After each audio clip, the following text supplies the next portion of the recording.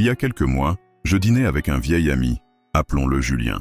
C'est un homme brillant, un ingénieur qui a consacré sa vie au réseau électrique français, ce monstre de technologie que nous tenons tous pour acquis.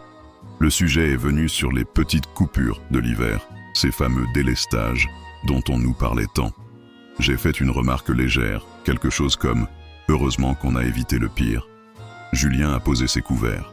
Il a eu un silence, un vrai silence, lourd, qui a coupé le brouhaha du restaurant. Puis il m'a regardé et a dit « Tu ne comprends pas, le pire n'a pas été évité, il a été reporté, et ce que vous appelez le pire n'a rien à voir avec ce qui nous attend réellement. » Il m'a expliqué que le discours public sur les coupures de 2 heures était une façade, une manière de nous habituer à l'idée de la panne, de la rendre gérable dans nos esprits. Il a appelé ça l'ingénierie de l'acceptabilité.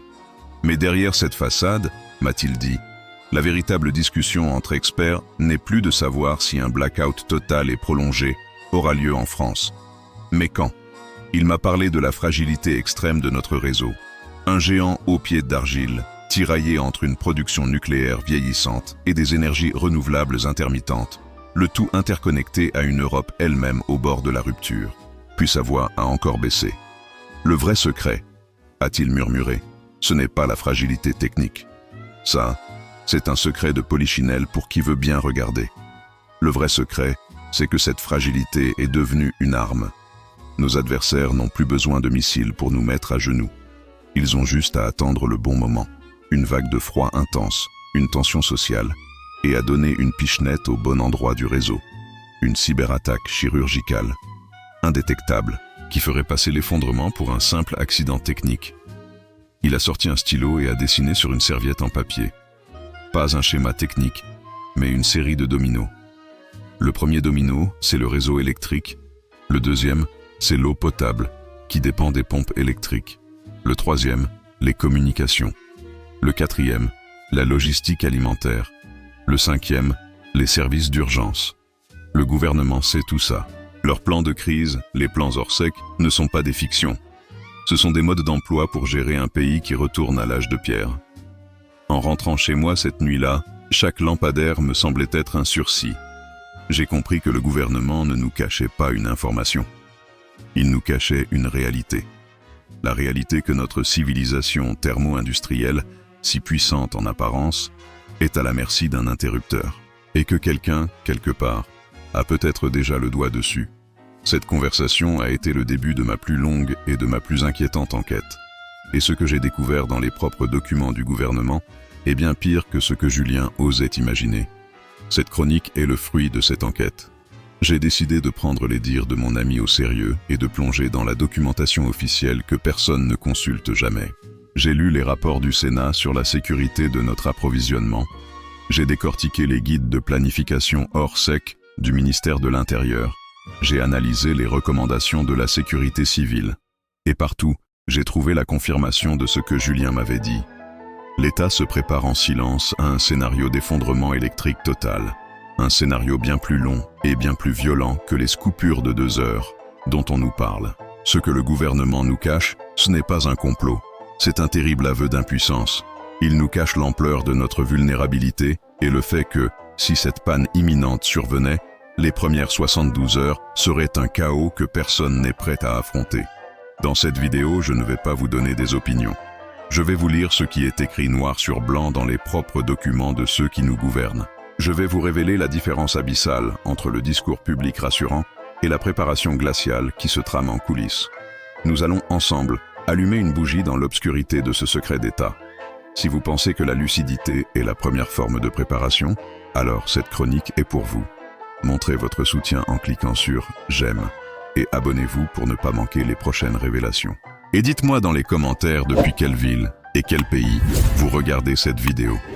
Il est crucial de savoir où la lumière de la conscience doit percer. Mon enquête a commencé par la surface, par ce que le gouvernement veut bien nous dire. J'ai analysé toute la communication officielle sur la crise énergétique. Le discours est parfaitement rodé. On nous parle de sobriété énergétique, un concept vertueux qui fait appel à notre responsabilité citoyenne. On nous a présenté l'application EcoWatt, avec ses signaux verts, orange et rouge, comme un outil de pilotage collectif, nous donnant l'impression de participer à l'effort national. C'est une communication brillante, car elle transforme une contrainte subie en un acte volontaire et écologique. On ne nous dit pas « nous risquons la panne », on nous dit « ensemble, évitons la panne ». Puis, il y a le concept de délestage tournant. Le mot lui-même est un chef-d'œuvre de novlangue. Il ne s'agit pas d'une coupure, mais d'un délestage. Ce n'est pas subi, c'est organisé. Ce n'est pas permanent, c'est tournant. La promesse est claire. Si une coupure devait arriver, elle serait localisée, temporaire, 2 heures maximum, et vous seriez prévenu la veille à 17 heures. Tout est fait pour présenter la situation comme étant sous contrôle.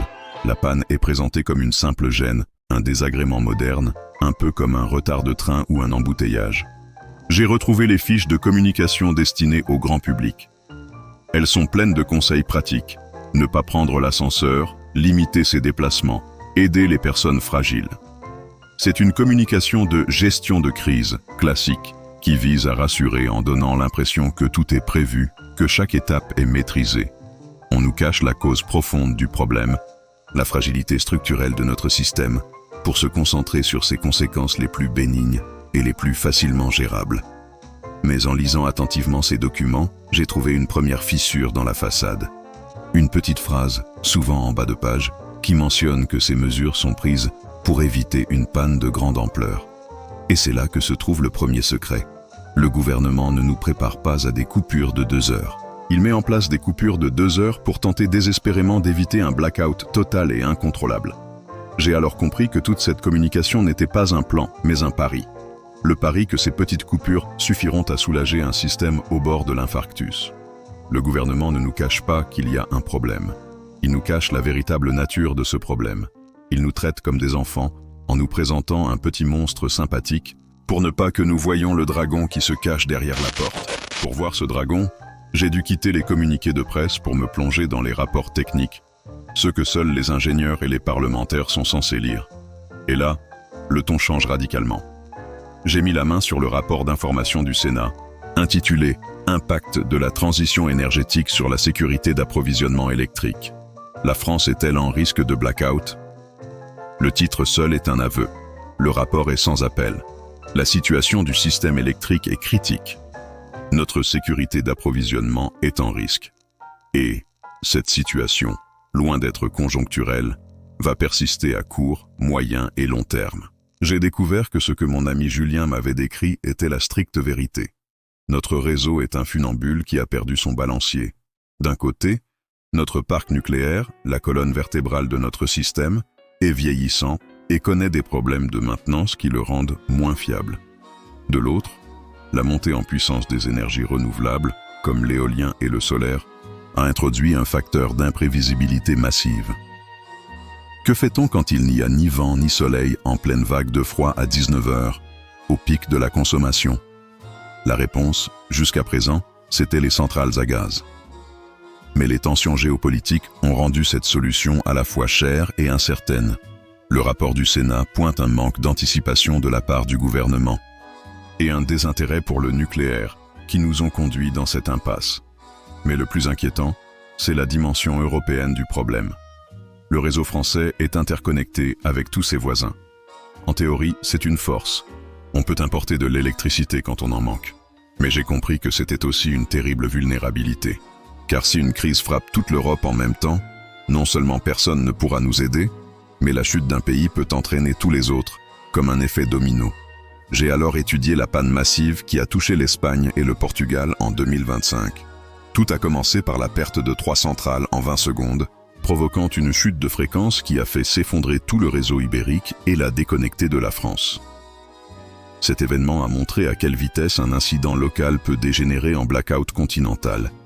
La France a pu aider l'Espagne à se relever, mais que se serait-il passé si la France avait été elle-même en tension à ce moment-là?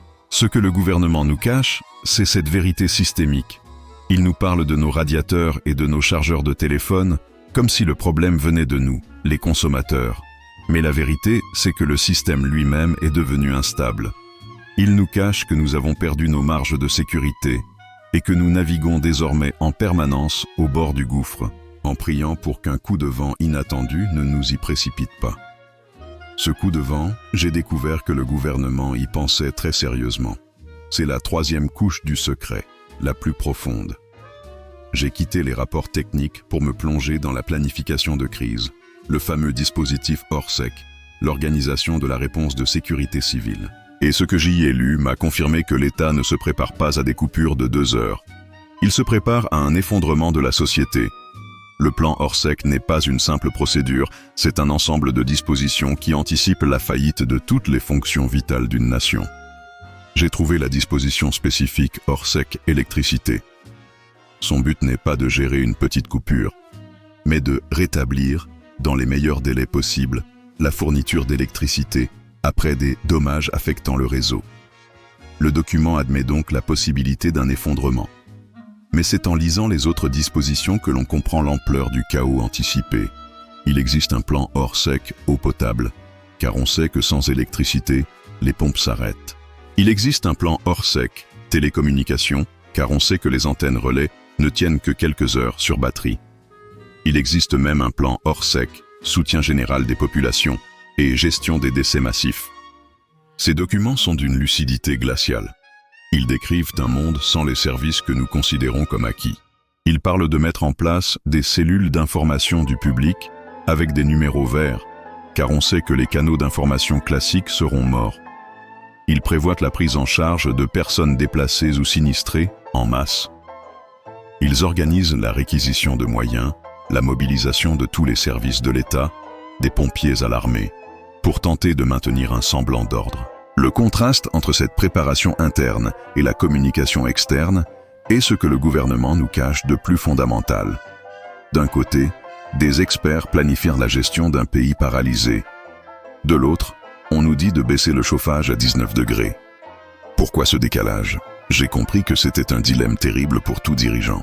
Révéler l'ampleur de la vulnérabilité risquerait de créer une panique immédiate, des ruées sur les magasins, un effondrement de la confiance. Ne rien dire, c'est laisser la population totalement démunie si le pire se produit. Le gouvernement a donc choisi une voie médiane. Il ne nous dit pas tout, mais il nous envoie des signaux. Le plus clair de ces signaux, c'est la promotion insistante du fameux kit d'urgence 72 heures.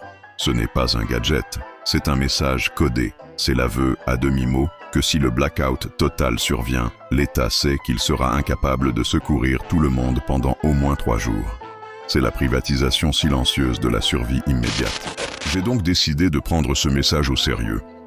J'ai analysé en détail ce kit d'urgence 72 heures recommandé par le gouvernement sur ses propres sites, comme Géorisque ou Info, Gouv.fr. La liste officielle est un bon début, mais j'ai vite compris qu'elle était elle-même une version édulcorée de la réalité, conçue pour être acceptable par le grand public sans paraître trop survivaliste. Elle contient l'essentiel: de l'eau, de la nourriture non périssable, une radio à pile, une trousse de secours, une lampe de poche, des photocopies de papiers importants. Mais en creusant, j'ai parlé à des membres de la protection civile, ces bénévoles qui seraient en première ligne. Ils m'ont tous dit la même chose. La liste officielle est un minimum vital, mais elle est largement insuffisante. Prenons l'eau. Le gouvernement recommande 6 litres par personne pour 3 jours. C'est à peine de quoi boire. Cela ne couvre ni l'hygiène, ni la cuisson. Les vrais besoins, en situation de crise, sont plus proches de 10 à 15 litres par jour et par personne. Pour une famille de 4, c'est plus de 150 litres pour 72 heures. Qui a la place de stocker ça ? J'ai compris que le gouvernement nous cache la véritable échelle des besoins. Il nous donne une liste faisable pour nous inciter à faire un premier pas, en espérant que cela suffira. Mais il ne nous dit pas la vérité crue. En cas de blackout total, l'eau du robinet deviendra non potable en quelques heures, et l'eau en bouteille sera la première ressource à disparaître des magasins. La véritable solution n'est pas le stockage, mais la purification. Une compétence que personne ne nous enseigne. De même pour la nourriture. Des conserves, c'est bien. Mais sans électricité ni gaz, comment les chauffer ? Et la communication ? Une radio à pile, c'est indispensable pour recevoir les consignes. Mais comment communiquer avec ses proches si les réseaux sont saturés ou hors service ? Le plan Orsec prévoit la saturation, mais ne donne pas de solution aux citoyens. J'ai réalisé que le kit 72 heures n'est pas seulement une liste d'objets. C'est une philosophie. C'est l'idée que nous devons redevenir autonomes pour les fonctions les plus basiques de notre existence. Ce que le gouvernement nous cache, à travers cette communication minimaliste, c'est la violence du déclassement que représente un blackout. Il ne nous dit pas que nos compétences modernes deviendront inutiles et que seules les compétences de nos arrière-grands-parents nous permettront de nous en sortir. Il ne nous dit pas que la véritable préparation n'est pas d'acheter un kit, mais d'acquérir des savoir-faire. C'est un transfert de responsabilité massif, mais silencieux. L'État nous dit « préparez-vous », mais il ne nous dit pas à quel point la préparation doit être profonde et radicale. Au terme de cette enquête, j'ai voulu faire une dernière chose. J'ai voulu m'asseoir dans le noir et imaginer. Imaginer ce que seraient vraiment ces 72 heures. Pas la version aseptisée des brochures gouvernementales, mais la réalité humaine, basée sur tout ce que j'avais appris. Et c'est cette histoire, la chronique de la vraie panne, que je veux vous raconter pour finir. Heure H. La lumière vacille, puis s'éteint. Ce n'est pas comme d'habitude, c'est total. Le silence qui suit est assourdissant. Les premiers réflexes sont modernes. On cherche son téléphone, pas de réseau. On allume la radio de la voiture, de la friture. La première information, c'est l'absence d'information. La première émotion, ce n'est pas la peur, c'est la confusion. H+6 heures, la nuit est tombée. Une nuit plus noire que toutes celles que vous avez connues. Les batteries des téléphones sont mortes. Les quelques radios à pile captent des bribes de messages officiels qui parlent d'un incident technique majeur à l'échelle européenne et appellent au calme. Mais le calme a déjà disparu. Dehors, les premiers cris, les premières alarmes de voitures qui se déclenchent. La réalité commence à s'installer. L'aide ne viendra pas ce soir. H+24 heures. Le froid est le premier ennemi. Sans chauffage, la température des appartements chute. L'eau ne coule plus des robinets. Les toilettes ne fonctionnent plus. La question de l'hygiène devient obsédante. Les réserves de nourriture commencent à être rationnées. La solidarité entre voisins s'organise dans certains immeubles, mais la méfiance s'installe dans d'autres. Les rues sont dangereuses. H+48 heures. La faim et la soif deviennent les moteurs principaux. Les magasins ont été pillés. La rumeur est la seule source d'information et elle est terrifiante. Elle parle de zones où l'ordre s'est effondré, de groupes qui s'organisent pour prendre les ressources par la force. Les services d'urgence sont invisibles, probablement concentrés sur la protection des sites prioritaires. La notion de société commence à s'effacer. H+172 heures. C'est le point de rupture. Les réserves du kit d'urgence sont épuisées pour ceux qui n'avaient pas prévu plus. Le désespoir s'installe. Les maladies liées au manque d'hygiène et à l'eau non potable commencent à apparaître. C'est à ce moment-là que l'on comprend la véritable signification de l'effondrement. Ce n'est pas la fin du monde, c'est la fin de notre monde. La fin de la confiance, de l'entraide, de la sécurité. C'est le moment où chaque individu doit prendre des décisions qu'il n'aurait jamais cru possibles pour protéger les siens. Cette chronique a commencé avec une confidence et s'achève sur une certitude. Le plus grand secret que le gouvernement nous cache sur la panne imminente, ce n'est pas sa probabilité, c'est sa nature. Il nous cache que le blackout ne serait pas un simple incident technique, mais un basculement de civilisation. Il nous le cache non pas par malveillance, mais par impuissance. Parce qu'aucun État moderne n'est équipé pour gérer un tel chaos. La vérité, c'est que la complexité de notre monde a dépassé notre capacité à le maîtriser.